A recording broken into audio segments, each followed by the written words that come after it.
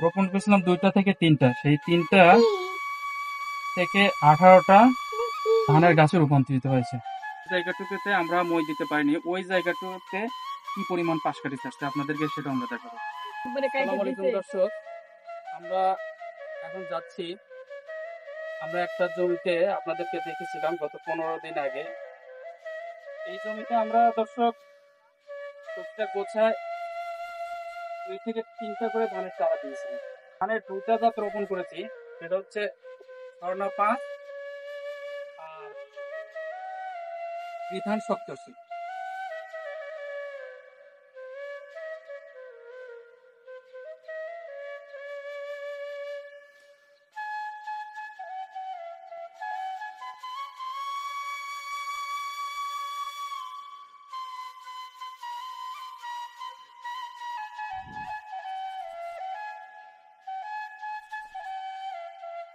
ঘুরে ঘুরে ভিডিও নিয়ে, হ্যাঁ।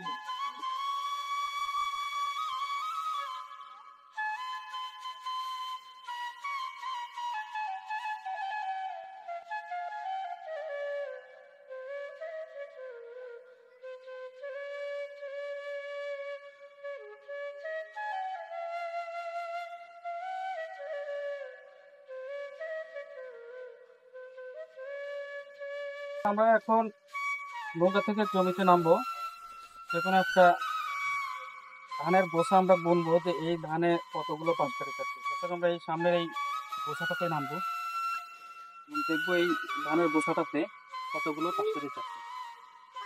আবার একটু ক্লোজ করো, আমরা এই ধানের বোসাটা বুনবো আর কি, এই বোসা।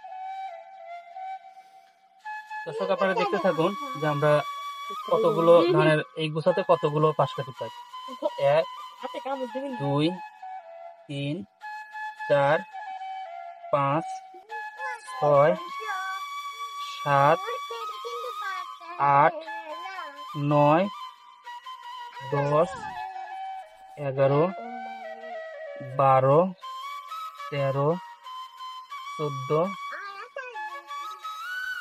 15 16 17 18।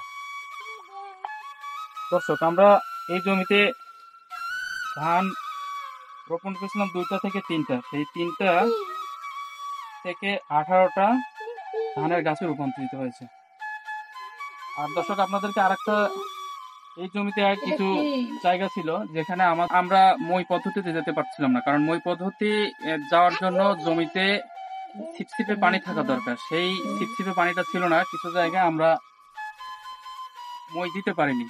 তো সেই জায়গাটা আমরা দেখাবো যে কি পরিমাণ পাশ কাটি আসছে, আপনাদেরকে সেটা আমরা দেখাবো। দর্শক আপনারা সাথেই থাকুন।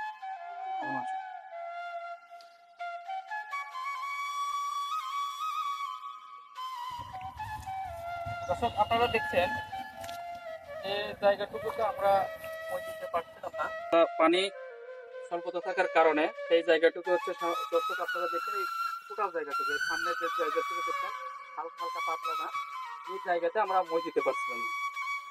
দর্শক দেখুন, মই দেওয়া ধান এই পাশে দেখুন, এই পাশে আমরা মই দিয়েছিলাম, আর এই পাশে আমরা আমরা যে জায়গাটায় দাঁড়িয়ে আছি এই জায়গাতে আমরা মই দিতে না পারার কারণে, মই দেওয়ার জন্য যে ছিপছিপে পানি থাকা দরকার সেই পরিমাণ পানি এই জমিতে ছিল না, এই জন্য এই জমিতে আমরা পানি দিতে না পারার কারণে এই জায়গাটুকু দর্শক, এই জায়গাটুকু আমরা দর্শক আপনারা দেখেই বুঝতে পারতেছেন আর কি। দর্শক এই দেখুন, এই যে এই পাশে আমরা মই দিতে পারছি, আর এই পাশে আমরা মই দিতে পারছিলাম না, এই জায়গাটুকু দিয়ে সোজা মই দিতে না পারার কারণে দর্শক দেখুন এই পাশের ধান কতটা পাতলা।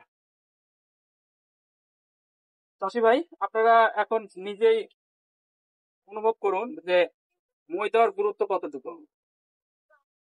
মই দেওয়ার গুরুত্ব আমি আমার দিক থেকে দেখতে পারি যে মই দেওয়ার গুরুত্বটা অপরিসীম। আপনারা যদি দেখেন যে চারার বয়স বেশি হয়ে গেছে, তাহলে সেই ক্ষেত্রে আপনারা মইটা অবশ্যই গুরুত্বপূর্ণ। তার প্রমাণ হচ্ছে আমার এই জমিতে একই জমি একই দিনে একই জাত সমস্ত কিছু সার ব্যবস্থাপনা জমি ব্যবস্থাপনা সবকিছু একইভাবেই করা হয়েছে, শুধুমাত্র মই দেওয়ার না কারণে আমার এই জমিতে ফলনের ঘাটতি হবে। যে পাশে মই দিয়েছে সেই পাশে ফলন বেশি হবে, এবং যে পাশে মই দেয়নি সেই পাশে ফলনটা কম হবে। সব ভিডিওটা যদি ভালো লাগে তাহলে লাইক, কমেন্ট এবং সাবস্ক্রাইব করে পাশেই থাকুন। ধন্যবাদ।